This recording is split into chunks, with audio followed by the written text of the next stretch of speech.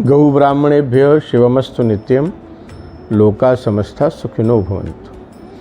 हमारे शास्त्रों में ऋषियों ने सबसे बढ़िया एक छोटी सी बात बताई है, गौ और ब्राह्मण।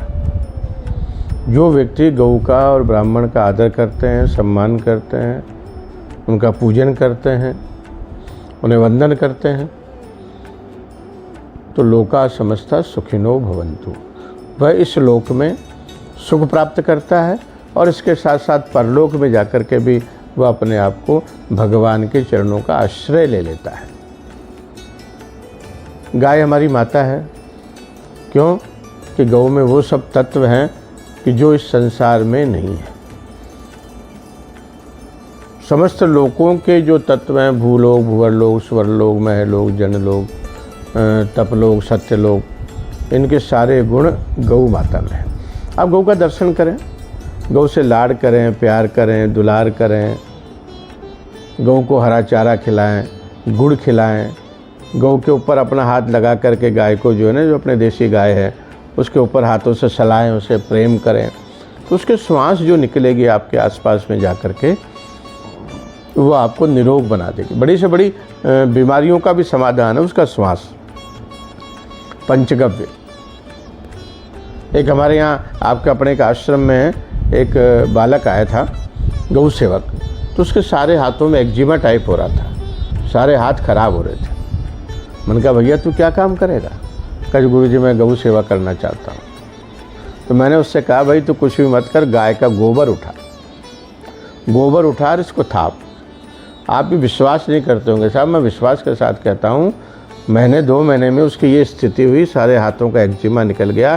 गोबर उठाता, वो पानी मिलाता, हाथों से उसको तैयार करता, कंडे बनाने योग्य, फिर उनके कंडे बनाता, तो सारा काम केवल हाथों का था, केवल हाथों का ही काम था। और कुछ समय के पश्चात में ये हुआ कि उसके हाथ बिल्कुल ठीक हो गए और अब तो इतने बढ़िया हो गए हैं कि उसको खुद को भी आश्चर्य होता है।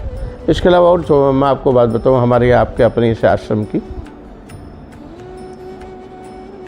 एक व्यक्ति थे, तो उन्हें श्वास से संबंधित प्रॉब्लम आ रही थी। तो मैंने उससे कहा भैया कुछ भी मत करो, थोड़ी देर गायों की सेवा करो और गाय के आसपास घूमो।